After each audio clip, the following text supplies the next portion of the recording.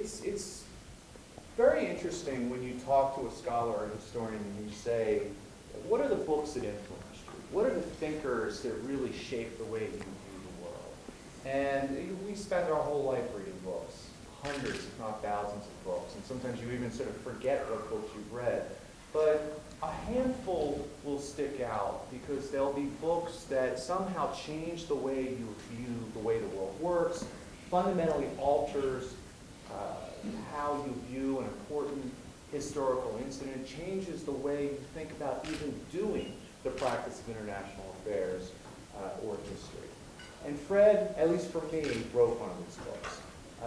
In 1999, a book came out called Choosing War, which was a book about the decisions U.S. policymakers made during the long 1963, as he called it, the summer of 1963, through the 18 months that followed to the spring of 1965.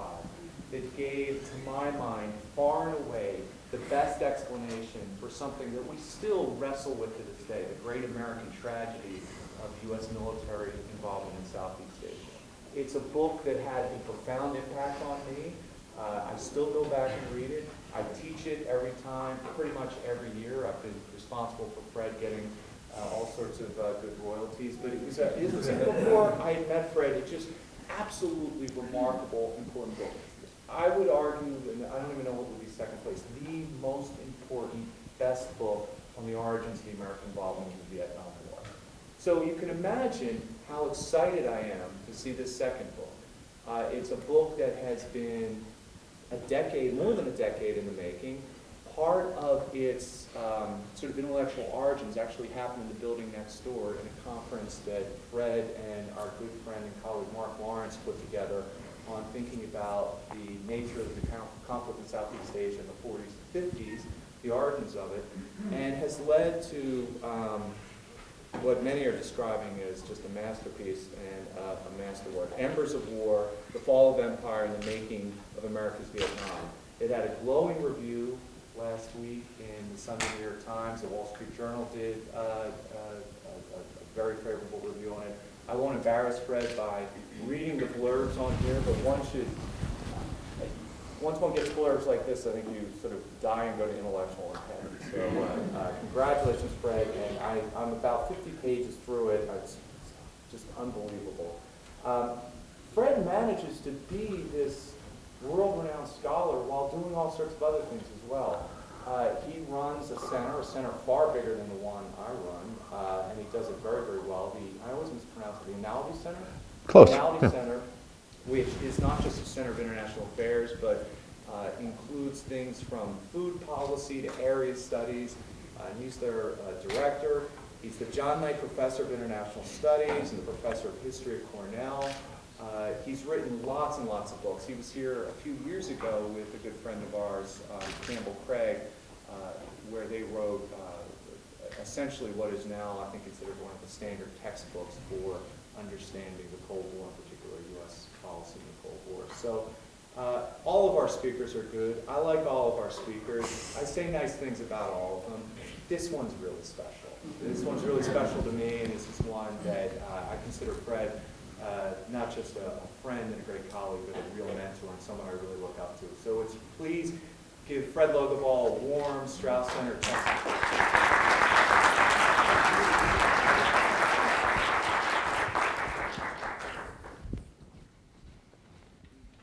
Well, thank you, Frank. I'm tempted to say to Frank, could you say all that again, please? It's so nice to be with you. And as Frank said, it's not quite full circle for me. The book project, I had signed the contract and I had begun some work on the project. But when Mark Lawrence and I organized a conference that was held here in Austin at the LBJ Library, it was at a key early moment. It was a conference on what we call the First Vietnam War. Very self-serving on my part to nudge Mark to do this because I had signed the contract for the book. We brought in lots of interesting people.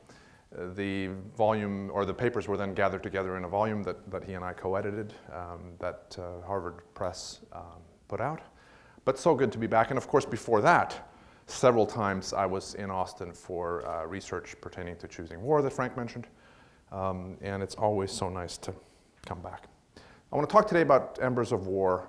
I wrote the book really for two reasons. The first was a growing conviction on my part when I was researching Choosing War and then subsequent to the publication of that book, that in our rush to get to America's war, we scholars, myself very much included, had given short shrift to the period that came before U.S. involvement, or at least heavy U.S. involvement. I became personally interested, fascinated by this early period, by World War II, by the French War that followed, and then of course early American involvement after the French were defeated. Second, I determined that we didn't really have a full-fledged history of that period, a kind of international history that took us from the end of World War I, when the future of European empires seemed secure, through the interwar period and World War II, and I'll talk in a moment about the Second World War. Then, of course, the French Indochina War that followed. Absolutely fascinating story in its own right, I believe. And then what we sometimes call the interregnum, that period between the end of the French struggle and heavy U.S. involvement, when the United States makes the fateful decision to build up and then support South Vietnam. There was lots of important scholarship, to be sure, and we've already mentioned Mark. Mark's book, Assuming the Burden, is a key source, cited a lot in my book for this early period. And lots of French language literature, lots of other work that I utilized. This book is in part a synthesis, but I did feel that we didn't have anything like the kind of book that I've produced. So those are the two things that really drove me to this. I wanted to understand how the Vietnam struggle happened. Why is it that Vietnam became the setting for arguably the longest and bloodiest conflict of the second half of the 20th century? Why did one Western power lose its way there, and then another Western power opt to try to succeed where the first one had failed? Those are the questions that are at the heart of the story. It's really the story of the arrival, or the demise of one Western power in Indochina and the arrival of another. It's the story of a stunning victory by revolutionary forces in the field. This is in part a military history I've written somewhat to my surprise. But a stunning victory by revolutionary forces in the field. A victory, however, that, as we all know, would not end the struggle for Vietnam. By the way, something I think that Ho Chi Minh and Vo Nguyen Giap, the architects of that victory, understood, even as they were celebrating that French defeat. Three things I want to try to do today, and also to preserve some time for discussion. I want to talk about World War II and its importance. Then I want to talk a little bit about what we scholars refer to as contingency versus structure, or contingency and structure, and I'll explain what I mean by that. And if there's time, I want to then say a few words about, I want to connect the French War and the American War. Talk a little bit about some of the striking similarities that I see in terms of what the French experienced and what the Americans would then find when they themselves were in the war. So I'm doing this in a little bit, in some ways, backwards. I think quite often when we give a talk like this, we go from the general to the particular. I'm going to focus on the particular to begin with. I'm going to talk a little bit, as I said, about World War II, and then go to some broader points, second and third. So let's travel back to World War II, if we can. The basic point here, and it won't surprise you, is that the war was of profound importance to all that would happen subsequently in Indochina. Prior to the outbreak of that war, of the Second World War, French colonial authorities in Indochina had ruthlessly put down nationalist agitation, and the relative ease with which they did so, the relative ease with which they carried out this crackdown, the French, I think was a sign of the continuing weakness of nationalist opposition within the Indochina prior to, say, 1939, 1940. So that a few thousand French officials could maintain effective control over some 25 million Indochinese. A reality, it seems to me, that casts doubt on the assertion by some historians that colonial control was already in the interwar period drastically undermined. Not merely in Indochina, but all over the empire. Now, perhaps, I will concede, the seeds of the empire's ultimate collapse were already planted, its racist foundation more and more contrary to the spirit of the times. But as the 1930s drew to a close, only the most optimistic Vietnamese revolutionary or the most pessimistic French colonial administrator could believe that France would soon be made to part with this jewel in the imperial crown, with this pearl of the Far East, as it was sometimes called. But of course, we know that that's what happened. A tidal wave was coming in 1939-40, one that would sweep over Southeast Asia and leave behind a new configuration of power. And by the way, and I'll come back to this, perhaps the key part of that new configuration of power is the dominant position of the United States in world affairs and in particular in East Asia. And I'll come back to that. France, as we all know, was swiftly overrun in a mere 6 weeks in 1940 in the Battle of France, despite having arguably the largest army in Europe. Japan took advantage by swooping into Indochina and taking de facto power. The Japanese left the French in day-to-day control. They practiced a form of informal imperialism, but everybody knew who held the real power in 1941, 42, 43, 44, in that wartime period, that it was the Japanese. And this hollowness of French power was made even more stark in March of 1945, when the Japanese, facing their own defeat in the Pacific War, the Japanese launched a coup that formally abolished French, even this pseudo-control over Indochina. And I argue in the book that this was a pivotal moment for France in Indochina, because colonial rule, as I suggested a moment ago, had been possible with a small number of troops. It had been based on the notion of European cultural and military supremacy. And even though France had offered little more than token resistance to Japan in 1940, only now did most Vietnamese fully grasp how superficial was the French basis of power. France, all independent observers could agree, had experienced a severe decline in power in both absolute and relative terms, as indeed had all the European colonial powers. Britain, certainly, but also the Netherlands, Belgium, Portugal. And if an Allied victory in most theaters seemed all but certain in March of 1945, and highly likely in the Far East, for Ho Chi Minh, Vietnamese revolutionary leader, for other nationalist leaders in Asia and Africa, the continued viability of the colonial empires was anything but assured. So this was a kind of, an opening for them, as Ho Chi Minh said at the time. This is our moment when we need to strike. The stage I want to suggest to you this afternoon was set for a collision of nationalisms, as I put it in the book. In Paris, however, these myriad problems concerning the colonial enterprise were ignored, or at least unacknowledged by politicians who found it easy to assume that France's 5-year nightmare was over, that things could now go back to be more or less the way they were before.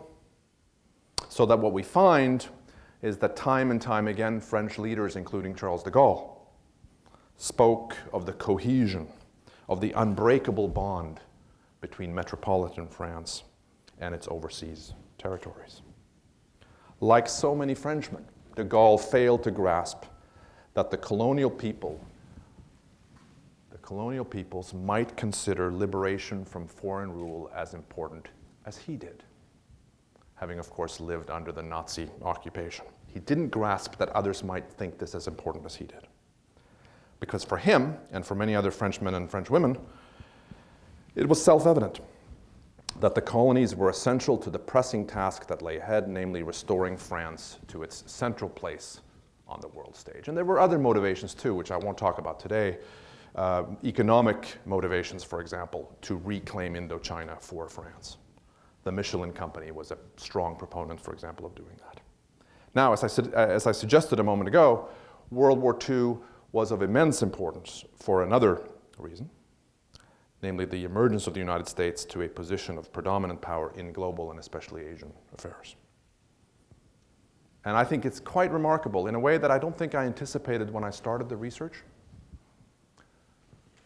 but that I detail in the book, the degree to which all players in the Indochina struggle in 45 and 46, all of them looked to the United States, or at least believed that the United States would have a great deal to say in terms of what would happen. What will the Americans do? That's a standard question in Paris, in Saigon, in the jungles of Tonkin, which is where the Viet Minh under Ho Chi Minh established their headquarters, in Moscow, among Chinese leaders. What will the Americans do? So it should not surprise us that on August 30th, and you know this story, some of you, Ho Chi Minh sent a letter to Harry Truman via American authorities in China that asked for the Viet Minh to be involved in any Allied discussion regarding Vietnam's post-war status. Harry Truman did not reply. And there would be more such letters in the months to come, from Ho to Truman. These too would go unanswered. But I think it's this first one that lingers in the mind. It's this first one that lingers in the mind. Because August 1945, I want to suggest, was the open moment, when so much hung in the balance, when the future course of the French imperial enterprise in Indochina was anyone's guess. The energies of Truman and his foreign policy aides may have been directed elsewhere that month, to the paramount tasks in post-war Europe, obviously, to securing Japan's formal surrender in the Pacific. Obviously, they had bigger fish to fry. But savvy French and Vietnamese leaders were not wrong to attach so much importance to American thinking. For at the occasion of Japan's surrender, the United States had an extraordinary political power in Asia, of a kind never seen before, or I would suggest since. For tens of millions of Asians that summer, the very remoteness of America added to its allure, to its perceived omnipotence. In the words of journalist Harold Isaacs, who traveled in Vietnam and other parts of Asia for Newsweek in the fall of 1945, and then wrote a book about the experience, very interesting book. For him, the United States was, quote, a shining temple of virtue. A shining temple of virtue, of righteousness, where men were like gods amid unending poverty, unquote. It was a country of awesome might, a country that could endure a string of defeats against a seemingly unstoppable foe, roar back to deliver a crushing and emphatic blow, and thereby stand astride all of Asia. Amazingly enough, however, in this conception of the United States, maybe not the reality, amazingly enough, America did not seek to use this power to engage in a colonial power grab. On the contrary, the US sought to relinquish territorial control, as evidenced by the recently deceased Franklin Roosevelt's wartime pronouncements regarding colonialism, and by Washington's formal commitment to granting independence to the Philippines. Now, Isaacs acknowledged that these were partial truths at best. But tens of millions of Asians, many of them possessing scant knowledge of the outside world, believed them, which to Isaacs was very important. For them, the United States could be both altruistic and wise. Altruistic enough to side with the cause of freedom for its own sake, wise enough to see that continued imperialism in the British, Dutch, French, and Japanese style would bring no peace anywhere. So for self-interested reasons, Washington leaders ought to be on the side of change in Asia. Surely the United States would see all of this, these nationalists told each other and themselves. FDR had seen it, after all. Now FDR was no longer on the scene, But if the president, the former president of the United States, could see the folly of European colonialism and its continuation, then surely his successors would as well. Surely Harry Truman would see that America's post-war aims dovetailed perfectly with the aims of us, of nationalists. Now, Ho Chi Minh, needless to say, a key figure in my book. Ho, being more farsighted perhaps than most, had his suspicions on this score, had his suspicions about whether the US would really see things in this way. But even Ho, for a long time, held to the belief, what he thought was a well-founded belief, that the Atlantic Charter's principles would animate the post-war world, that the United States would be his ally in his quest for independence. OSS officials, after all, who had met with Ho, OSS officials believed this. Shouldn't that count for something? Ultimately, no. As I show in the book, Washington officials would not prevent a French return to Indochina. Not then, in the fall of 1945, not a year later, in the fall of 1946, which is when the real large-scale fighting broke out. France had made its intentions clear, and the Truman administration did not dare defy a European ally that it deemed crucial to the world order for the mere sake of honoring principles of the Atlantic Charter. Even on its own terms, there are reasons to question the logic of the administration's policy. Not only, by the way, in hindsight, but in the context of its own time. Was it in fact logical, given the unquestioned importance of ensuring a strong France in Europe? Was it logical to support its hardline posture against a formidable nationalist movement in the far reaches of Southeast Asia? The looming conflict in Vietnam was sure to drain French strength away from Europe, after all, to consume resources that all Paris officials knew were scarce to begin with, perhaps ultimately compelling Washington to, in effect, pay twice. Once to bolster France in Europe, once to strengthen it in Indochina. Now, how things might have gone if Truman had chosen differently is a tantalizing counterfactual, a tantalizing what-if question. We can come back to that if anybody's interested. I think there is scarce evidence that Ho Chi Minh would have allied himself with the United States in this emerging East-West divide, or that a reunified Vietnam under his leadership would have chosen a non-communist path. Ho Chi Minh, by this point, was a committed, dedicated communist. But neither should we assume that Ho necessarily would have aligned his nation closely with the Soviet Union in the Cold War. He might well have opted for an independent communist course of the type that Yugoslav leader Josip Broz Tito would follow. And certainly this much seems clear, at least to me. A decision by the Truman administration to support Vietnamese independence in the late summer and fall of 1945 would have gone a long way toward averting the mass bloodshed and destruction that was to follow. And what's important here, ladies and gentlemen, is that there were people inside the American government, in the middle levels, who were making that argument at the time. This is not just Fred Logevall, the historian, saying, now we see what would have been the smarter course for the United States. This brings me to the second point that I want to talk with you about, namely contingency and structure. Something that I suspect many of us in this room confront in our work very often, though political scientists probably somewhat less than historians, historians probably in turn somewhat less than literary theorists. In retrospect, given the broader historical context, there is, I think, ultimately an air of inevitability about the flow of events in this story that I'm telling, as there is about a great river. A prostrate France, having been overrun by Nazi Germany in 6 weeks in 1940 and further humiliated by the advancing Japanese, sought after 1945 to reassert control. This at a time when the whole edifice of the European imperial system was crumbling. How could she possibly hope to succeed?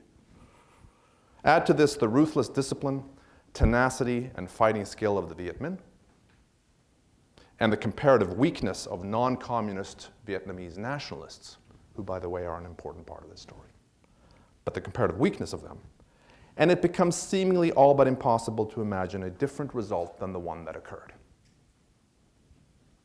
Yet, and you can see where I'm going, the story of the French Indochina War and its aftermath is a contingent one to a degree, full of alternative political choices, major and minor, taken and rejected in the major capitals that we're dealing with. It's a reminder to us that to the decision makers of the past, the future was merely a set of possibilities. If the decolonization of Indochina was bound to occur, the process could have played out differently in a variety of ways, as in fact the experience of European colonies in other parts of Southeast Asia and South Asia showed. Moreover, difficult though it is for us to imagine or to remember now, in the early going, the odds were against the Viet Minh. They were weak and vulnerable in military and diplomatic terms, a reality that was not lost on Ho, a political pragmatist who tried very hard, as I suggested, not only to get American backing for his cause, but also tried to head off war with France, tried to get Soviet support. Stalin had no interest. For Stalin, the key issues were in Europe, and moreover, Stalin mistrusted Ho. He thought Ho to be far too independent-minded. Even the French Communist Party, which was anxious to appear moderate, to seem to be a patriotic force before the French electorate, even the French Communist Party turned its back on Ho, and in fact, I show, connived in the reconquest of Indochina. So the Viet Minh fought for a long time alone, largely isolated in non-Asian world opinion. The French had a massive superiority in weapons, could take any part of the country that they really wanted, as the Americans could later. Even after Chinese aid started to flow in a serious way in 1950, the French could call on their own, even more powerful patron in the form of the United States. And what we find, again, something that I didn't expect when I started my research, is that in fact, Viet Minh forces under Giap had to endure tremendous hardships. And at the end of the struggle against the French were in fact themselves on the ropes. I don't think it's fanciful to argue that the outcome at Dien Bien Phu could have been different, which is not to say that France as a result would have won the war and that Vietnam in 2012 would be under colonial control. But the war could have had a different outcome than it had, at least in the short term, which is something we can discuss. Politically as well, Ho always had opposition to his rule, both before 1954 and after. What if Paris made far-reaching concessions to a rival Vietnamese regime, involving at least the transfer of some sovereignty, some legislative and executive authority to a Vietnamese rival government? This could be a disaster for Ho, and he understood this. He worried about this. And in fact, the French made moves in that direction. After 1954, what if the government under Ngo Dinh Diem in South Vietnam, what if it strengthened its authority to the point that it could doom forever Ho's vision of a reunified Vietnam under communist control? That was a live possibility, much debated in North Vietnamese headquarters after 1954, and something that Ho, it's clear, worried about. These are these are unrealized alternatives. And this is not to suggest, by the way, people, that they were ever necessarily close to being realized. To argue for contingency and the inherent plausibility of alternative outcomes is not to say all were equally probable. This is the advantage that hindsight affords. So, for example, though many senior French officials understood that in Vietnamese nationalism they faced a very potent entity, one made immeasurably stronger by the nature and outcome of the Pacific War, they could never bring themselves, the French, to grant the concessions necessary to have a hope of mollifying this force. An independent Vietnamese nation-state, wholly or even mostly outside their control, remained outside their imaginations. They could not make the mental leap required. And there's a French scholar, Paul Mus, that some of you know about. And Paul Mus, in some of his writings, made this point, I think, particularly well. They could not make the mental leap required. American officials, who pressed Paris very hard to grant full independence to Vietnam and continue the war. This was the American refrain. Grant the Vietnamese their independence and stay in the war. American officials could never comprehend the basic problem. Why should France fight a dangerous, bloody, inconclusive war that would end in the abandonment of French interests in Asia? The French would say, why should we do this? You're asking us to continue this war, to sacrifice our young men, all for the purpose of then relinquishing any control that we have.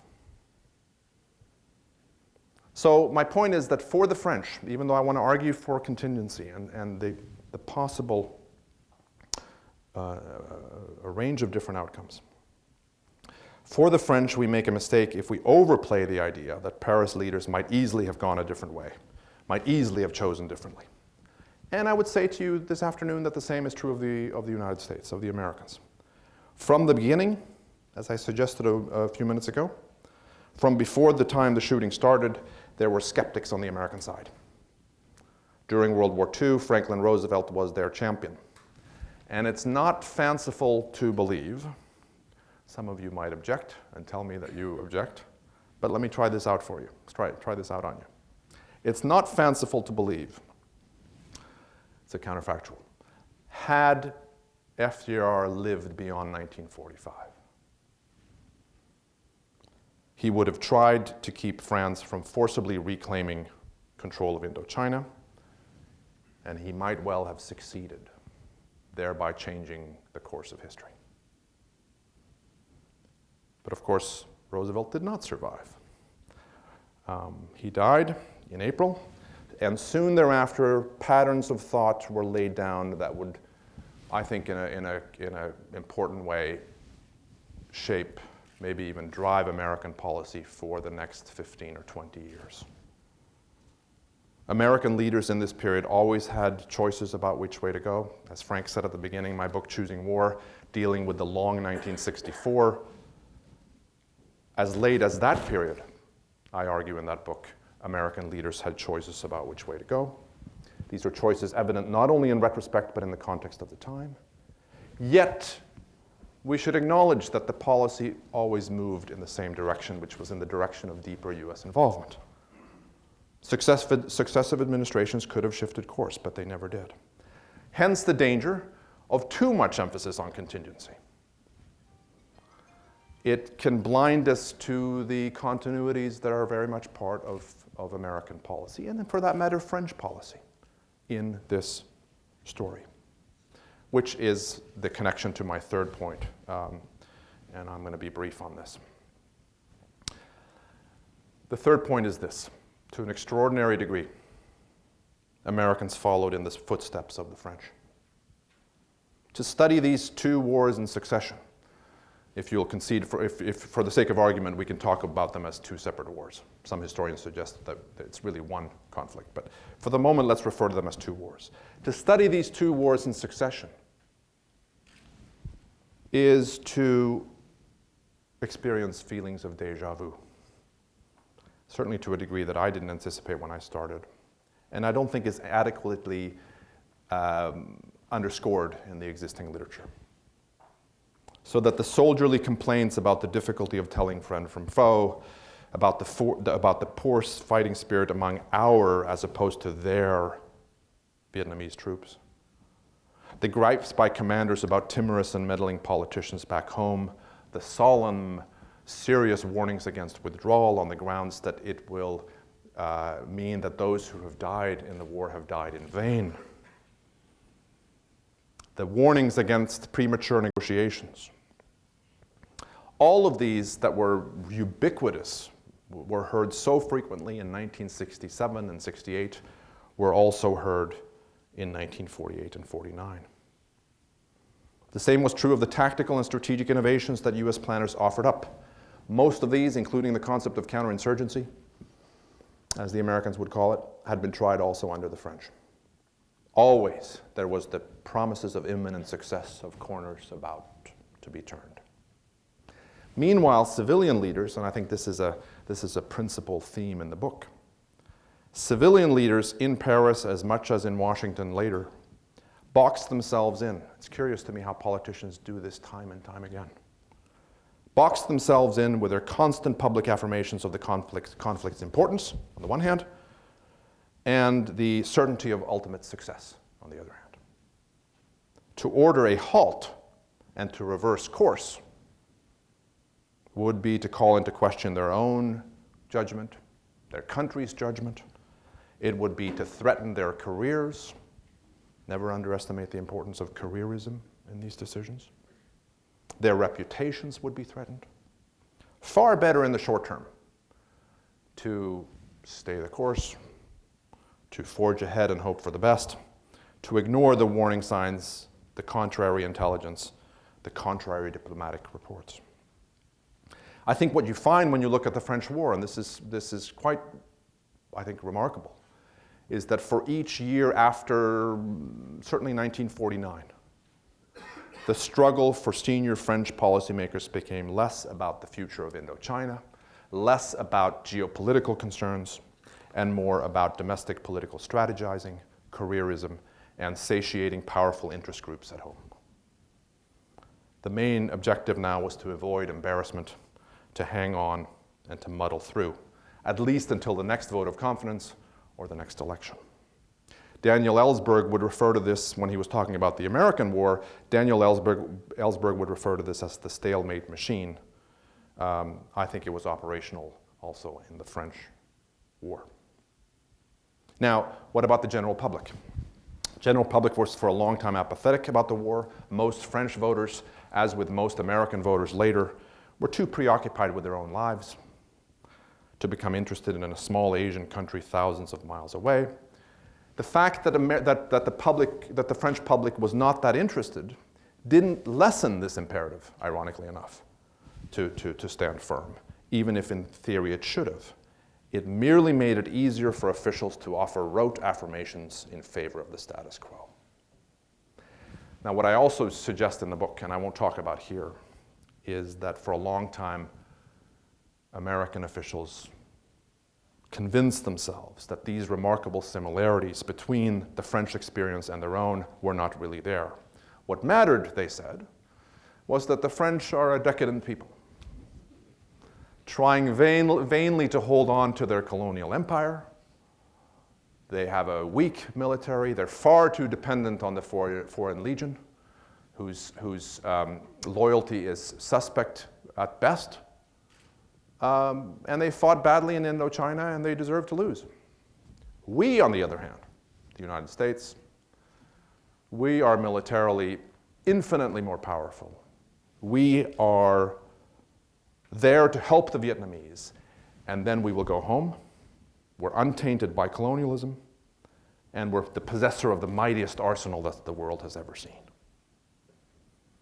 And the Vietnamese will now have something to fight for. The kind of fence-sitting, the cupidity of the Vietnamese under the French will no longer be a factor, because now the Vietnamese have something to fight for.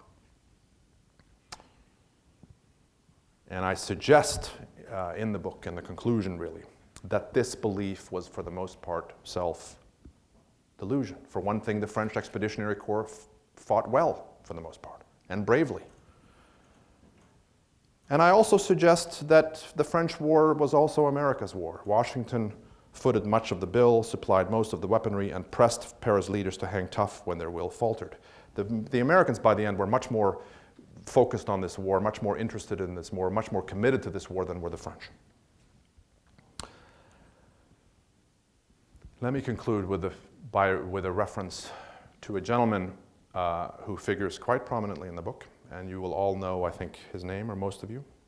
He's a Frenchman, and I'm moving ahead to 1965 as we finish. The large-scale American escalation is now getting underway. This Frenchman had long since been transplanted to the United States and he felt a gripping sense of foreboding as 1965 progressed. His name is Bernard Fall. Over the previous decade, Fall had become America's most respected expert on the Indochina War, or on the first Indochina War as it was now becoming known. The author of numerous books and articles notable for their informed and dispassionate analysis. Fall, interestingly enough, was much less categorical than many critics, including French critics, were about America's prospects in Vietnam. He thought superficial the casual way some critics of US involvement invoked the French analogy. The United States in 1965, after all, Fall said, was immensely more powerful than its Western ally had ever been, especially in the air, and Fall attached a lot of importance to American air power. But even as he made this comparison, even as he called attention to the problems in the analogy, Fall doubted that it would make a decisive difference in the end. The unleashing of massive American firepower might make the war, quote, military unlosable, unquote, in the short term, but at immense cost, Fall said. The destruction of Vietnam. And he quoted Tacitus when he said, "They have made a desert and called it peace." Even then, Fall said, Ho's communists might not be vanquished, for in this conflict, military prowess meant only so much. The war had to be won politically if it was to be won at all. This was the pivotal point about the French analogy, Fall maintained. This was the lesson that must be learned, and yet Americans seemed unwilling to learn it. One wonders what Bernard Fall would have made of America's later military interventions if he had lived. But we won't know because he was killed while accompanying US troops in the field in 1967 in South Vietnam.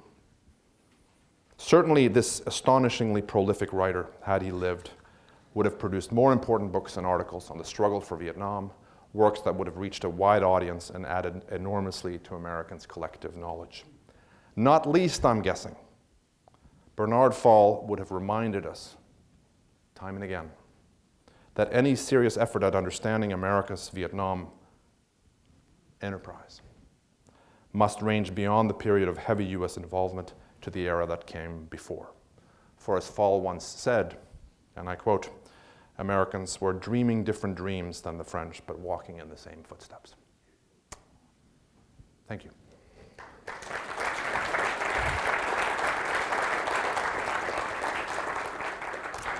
Gave us so much to think about, and it's striking. I kept thinking about, you wrote the book about the Second War first, and then the First War second. It'd be very interesting to hear how that shifts your perspective on the Second War. I told Fred a lot about our audience, and in sort of praiseworthy terms, that it's this wonderful mix of students, undergraduate and graduate, faculty from a variety of departments, and people from the community. So I told them you're very smart, and I also told them that you keep your questions, you make them questions, not statements, and you keep them under a minute. So don't let me down. I'm timing. Don't prove me to be a liar here.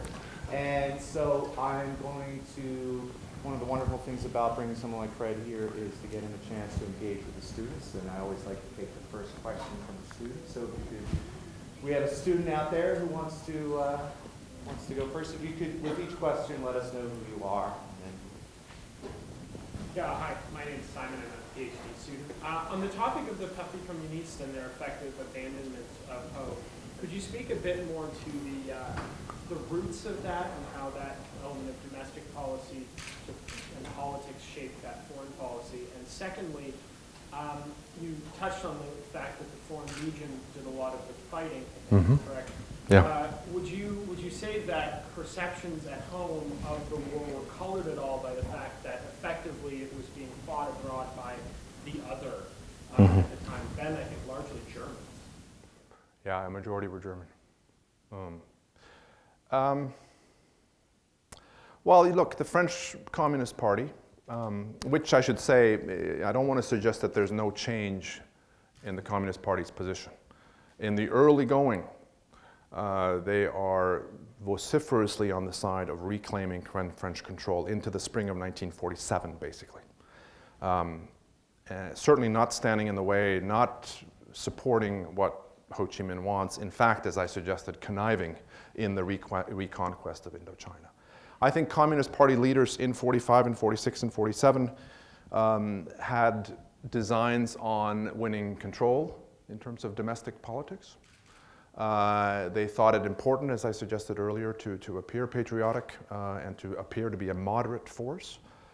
They were much more interested, as Ho Chi Minh had already learned to his sorrow in the interwar years, much more interested in European issues and much more focused on Germany and the prospect of a revived German power than about Indochina.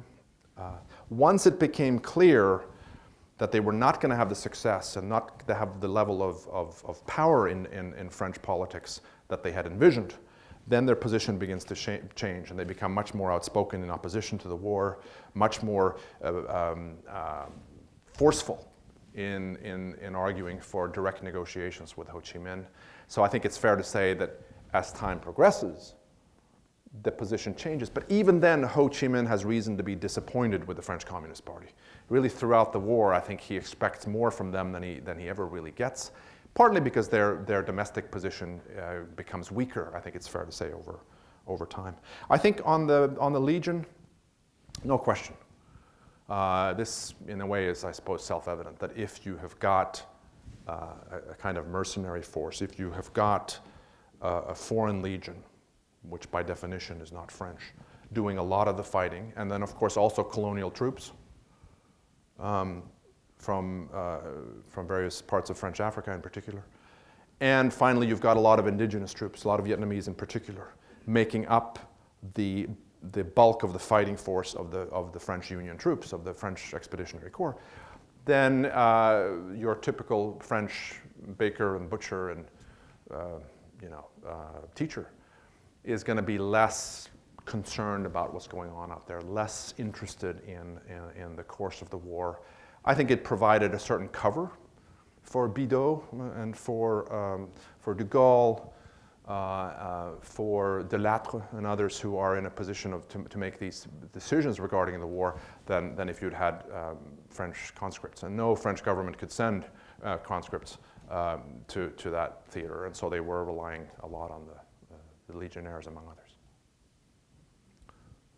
Well, Fred, that was a great talk. I really enjoyed your focus on contingency. You do that better than almost anyone else. It's really wonderful. I'm struck, though, by the fact that in your first book, you have a president whose office ends early, and you have a transitional president who has to make big decisions. And in the book and in your talk today, you highlighted Truman's role, which is not dissimilar from Johnson's in that way. In both cases, you have administrations that are ended quickly, and a transitional president who's not well informed of policy, having to make difficult choices. How large should that loom in our discussions of war and peace decisions? And is that a contingency, or is that actually a structural issue? That presidents, now that turning to the book you wrote with Campbell Craig, that presidents actually face an incentive, especially when they're insecure, to act tough first and ask tough questions later. And the implied FDR contingency, of course, is that FDR was in a position to ask tougher questions than a senator from Missouri, not well briefed, or a senator from Texas. You know, it's a really interesting point you make, Jeremy. I'm not quite sure, and this is maybe an admission that I should not make with this August audience.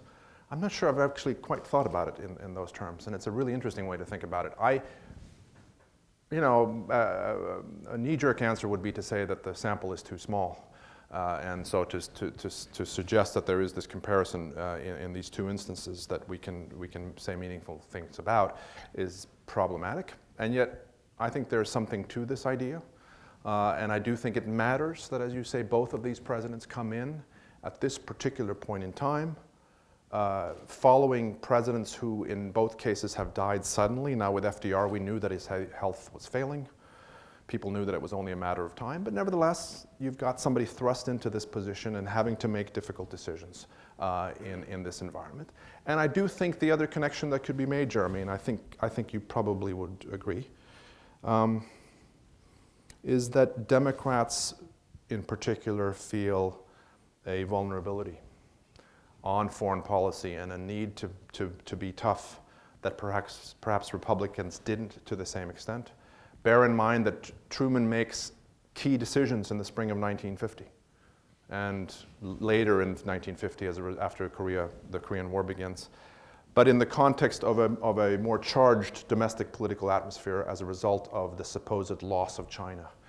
McCarthy makes his speech in February of 1950 and a kind of, which is something Kamala Craig and I do talk about, a much more charged domestic environment exists for Truman as he's making some of these decisions.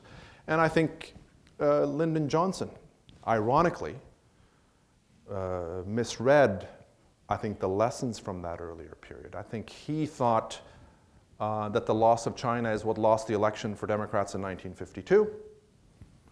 I would say it's more accurate to say that what lost it for them is what happened subsequent to that supposed loss of China, which is that the United States got involved in a messy, long, difficult war in Korea. But I think both presidents felt a potential vulnerability that I think matters. And it matters maybe in part for the reason you suggested, which is that they're coming in new and inexperienced and in unexpected circumstances. But also it may have a partisan dimension. It's also possible that you want to think better of the president who preceded, because the president who preceded, we don't know about the decisions they made. I don't say that to be critical. I ask that methodologically. No, I think that's a fair point. I do think, however, in response to that one can and one should, as a historian, look very closely at the archival, at the documentary record, before what we might call the branching point in counterfactual analysis. So what is being said and done in the American government before, in this case, the 2 deaths, compare that to what's being done after. And I think you see important differences. As you know, I've suggested this with JFK, but it's also to some extent with FDR. Thanks very much, Fred. Fascinating talk. It makes me all the more eager to read the book. I wanted to follow up on Jeremy's question again on the question of contingency in this 1945 window, but from a slightly different angle. Two related questions on what really would have been possible at the time. One is, when you looked at Ho's overtures to the Truman administration in 1945, and as you looked at some of the internal documents on American officials deliberating, how do we respond to this, which ended up being a non-response, do you see any evidence of China shaping, in 1945, shaping American perceptions? Not China as a geopolitical issue, but as an ideological lens, that you've got Mao, who is this revolutionary nationalist leader who also has his communist identity, and we've decided we're going to oppose him. And we look at Ho through that lens in 1945, that you may say he's a nationalist, but we already know how to deal with communists masquerading as nationalists in Asia. Yeah. The second part of the question, also on contingency in 1945, I find it plausible that FDR would have tried to take a much firmer line with the French than Truman did, in saying, hands off, decolonization is the way to go. But what I find less plausible is that the French would have listened, given FDR's poisonous relationship with de Gaulle. Yeah. Now, maybe they don't have to listen to him. FDR just has to say no support for you guys and never step. But you see any evidence that FDR would have actually persuaded the French? Yeah. Well, on the second point, I think it's a very reasonable counter. And when I suggested a tad defensively a few minutes ago, let me see what you guys think of this. When I suggested that FDR lives and the outcome is different.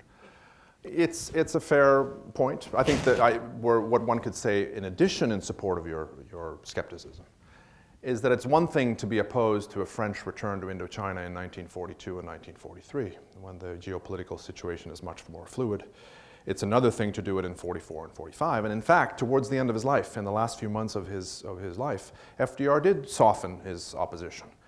Some historians, my good friend Mark Bradley being among them, I think take that too far, and they suggest that FDR had abandoned his opposition.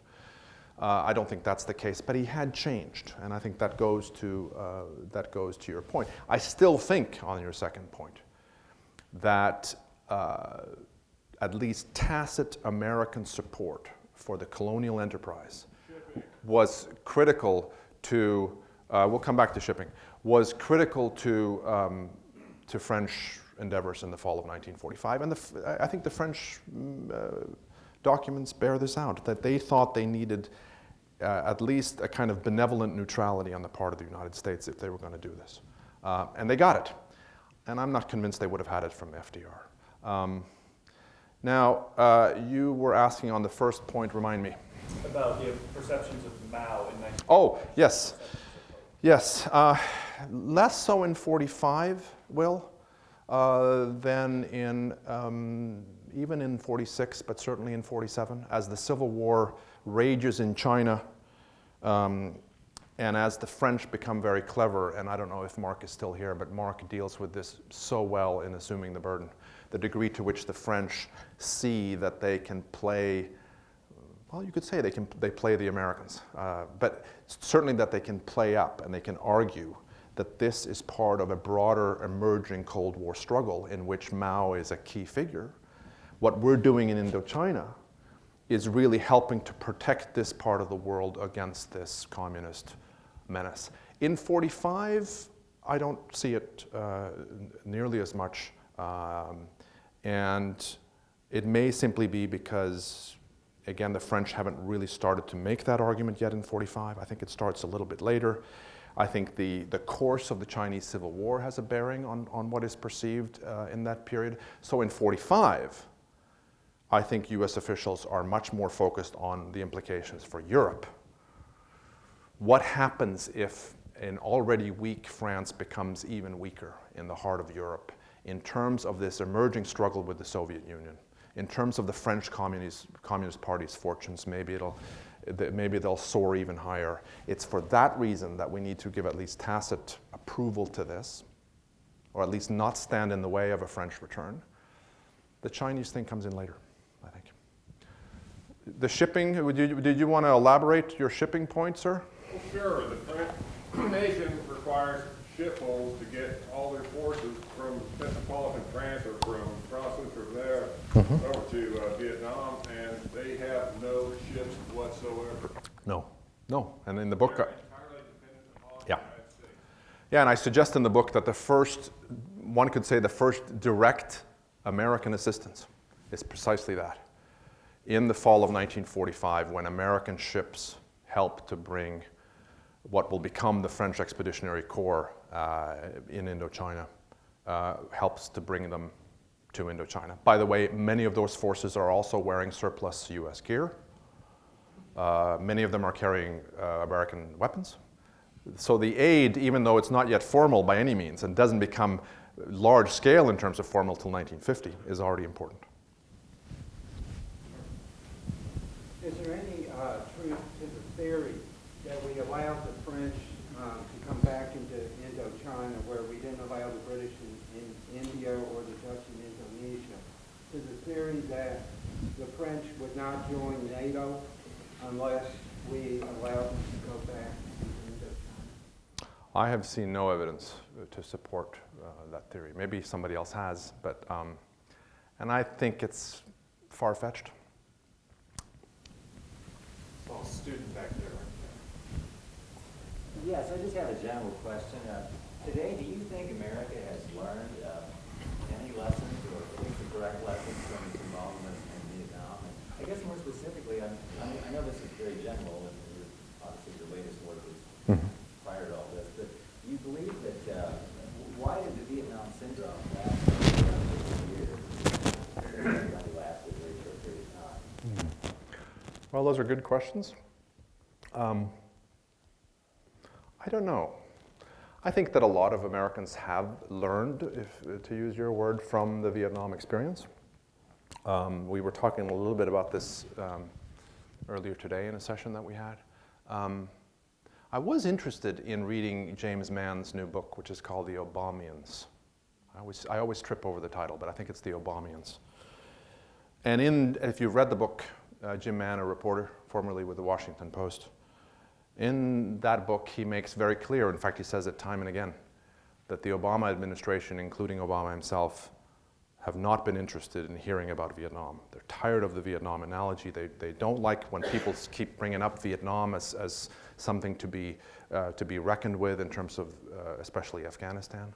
And I think that's unfortunate because I do think that though analogies always must be used with care, I think that Vietnam has a lot to teach us in terms of understanding more recent interventions. I think that there are interesting parallels between the Vietnam War and the Iraq invasion. I think there are interesting things that that Obama and his aides could take away from Vietnam in terms of Afghanistan.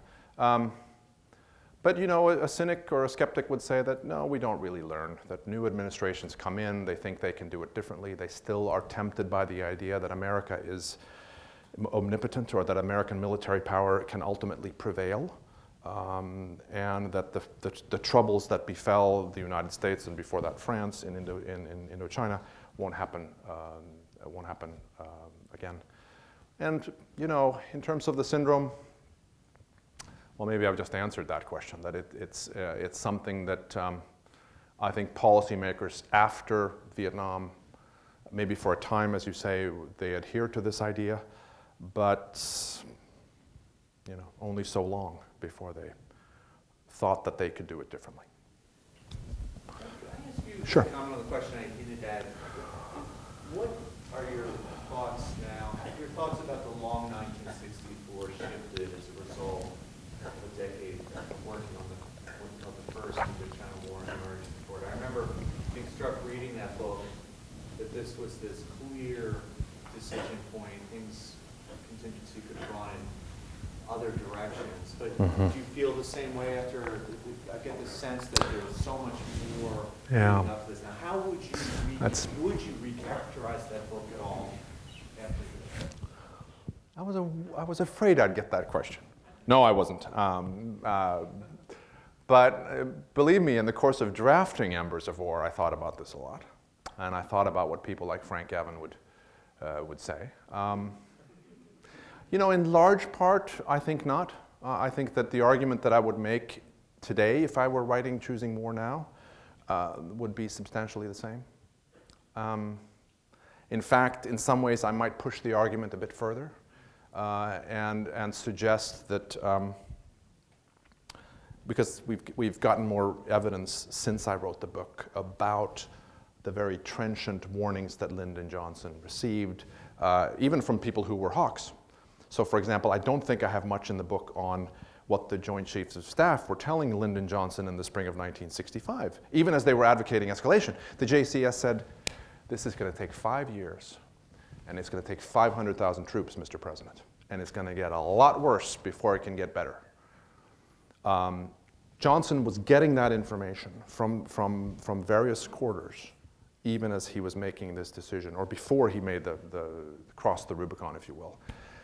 And that's ammunition to some extent that I didn't have in that first book. What I think is different, and I will acknowledge here if nobody says a word to anybody, is that what I referred to at the end of my talk, the patterns of thought that were laid down even in the late 1940s, mattered maybe more than I suggested in Choosing War. Now, in that book, of course, I was focused on a much shorter period of time, but there would have been a way for me to suggest that, yes, there are still alternatives here, understood in the context of the time. Vice President Hubert Humphrey and others who were saying, let's not do this. But perhaps I would have acknowledged more than I did that we also have to look at structure. We also have to look at the kind of subterranean forces that are driving the United States when the difficult moments come toward greater involvement rather than lesser involvement. So it probably changes the argument in a way, but I don't think at the core. We have time for one or two more.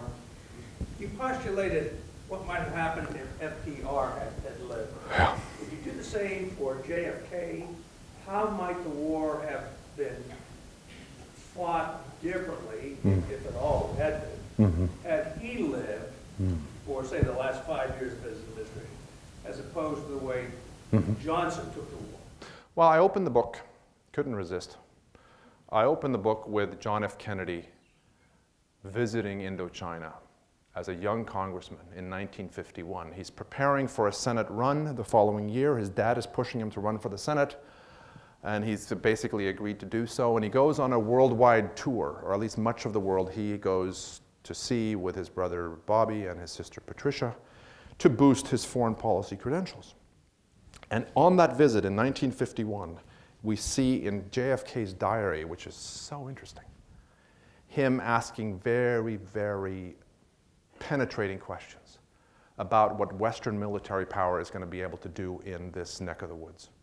He's skeptical that the French can win. He wonders whether, I think at least by implications, he wonders whether any Western power can succeed in the face of this nationalist opposition in places like Indochina. And so I open the book this way, and I leave the question hanging. I think Kennedy then, as a senator, keeps that kind of searching quality to his analysis, but he also becomes more hawkish. I think in part because he's starting now to think about running for president. And so we see his rhetoric in the second half of the 1950s shift to some degree. Even now he's asking these questions. For example, I have a quote in my epilogue about JFK talking about the Algerian War in 1957. And you could substitute Algeria for Vietnam in that speech, and it would be a very prophetic warning about what lies ahead. So he's a very interesting character. Nevertheless, as we know, in 61 and 62, he expands American involvement in Indochina. I think he's still, behind closed doors, a skeptic, but that's difficult to prove. But as a result, to get to your question, and this is something I've dealt with in my first book, Choosing War, I have a little section in the conclusion that I subtitled, If Oswald Had Missed. So it's on this question. And the conclusion that I draw is, of course, first, we will never know. But that the best argument that I can come up with is that a surviving Kennedy, if he comes back from Dallas alive, would not have Americanized the war in the way that Lyndon Johnson did. I think that he would have found it difficult to withdraw. But Bill Bundy, for example, William Bundy, who was a middle-level official in the State Department, had what he called a mid-level, a middle-way approach, which is a much smaller escalation and puts a ceiling on it. And then you get into lots of variables. But I think that for various reasons that I lay out in this book, the way that Kennedy used his advisory system, the fact that he had a military record in World War II, the fact that the key decisions for Kennedy comes in his second and last term. He doesn't have to think about re-election. Whereas for Johnson, that's of course still technically his first term. For several reasons, I'm inclined to think that he would not have gone at least to the kind of large-scale Americanization that Johnson went. Fred, I think, as you know, one of the things the Strauss Center prides itself on is bringing the past to life, really focusing on important history, not just for its own sake, but to illuminate the current dilemmas and challenges we face. And I can't think of a better presentation, a more interesting presentation that really fits in with that goal and fits in with that mission of ours. So thank you so much. Please join me.